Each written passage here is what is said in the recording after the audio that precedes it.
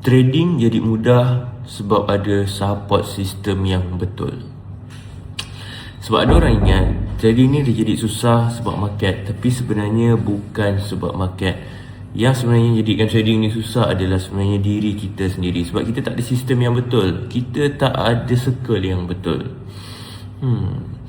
Sebab aku pernah trade seorang-seorang. Bila aku trade seorang-seorang, aku tengok aku buat keputusan sendiri, dan semuanya dengan diri aku.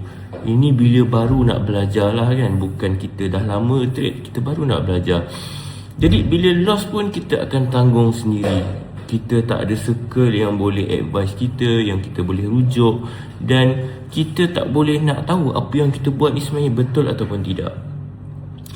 Bila kita rugi, tak ada siapa nak tegur, tapi ego kita pula makin naik. Makin rasa nak revenge, makin rasa semua tak kena sebab dah loss kan, dah rugi.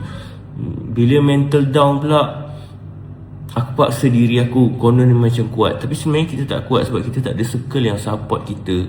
Dah lah tak ada circle, sistem kita yang kita gunakan pun kita tak yakin sebab kita tak ada sistem yang betul dalam trading ini. Aku pun manusia kan, aku pun bukan robot. Dan bila kita ni manusia, kita bukan robot, dia mempengaruhi emosi kita. Sampai satu tahap kita akan sedar, bukan strategi aku yang rosak sebenarnya, support system. Sebab support system ni yang paling penting. Sebab tu dalam predictable dia pentingkan sangat circle ataupun sistem yang boleh bantu trader kekal konsisten. Sebab kalau sistem tak ada, sistem memang tak ada yang proven kan, memang susah untuk trader yang baru, lagi yang baru nak belajar dalam dunia trading ni, nak jadi seorang trader yang konsisten. Senang cerita lah kan, bila ada orang faham trading, kau loss dia tak judge, kau salah ada orang tegur, kalau kau penat pun mungkin ada orang bagi sedikit support lah kan, supaya kita boleh pulihkan sikit emosi kita.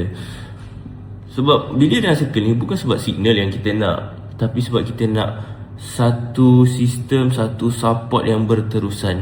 Signal sahaja tak membantu. Sebab bila trader ni dia trade seorang-seorang, tak ada circle, dia tak boleh nak survive kalau kita mengharapkan sentiasa dalam signal. Support system ni sebenarnya bukanlah dia nak buat cepat kaya, tapi dia nak kawal kau daripada korang hancur cepat dalam trading ni. Sebab kadang-kadang kita tak boleh nak kawal bila kita tak ada sistem yang betul.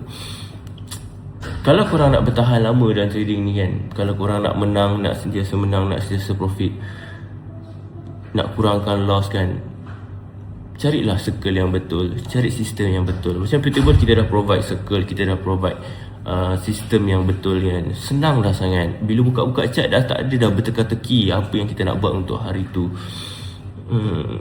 Jadi kalau kau rasa trading ni berat, mungkin inilah masanya untuk masuk ke predictable dan kita ubah sama-sama. Kita berhenti mencari sebab predictable dah sediakan one stop center, dan lagi untuk yang dah lama, dan kita juga nak tolong yang baru nak ceburi dalam bidang ni. So kita jumpa dalam circle. Kalau korang nak tahu lebih lanjut lagi, kita jumpa dekat hari Khamis ni di live FFT.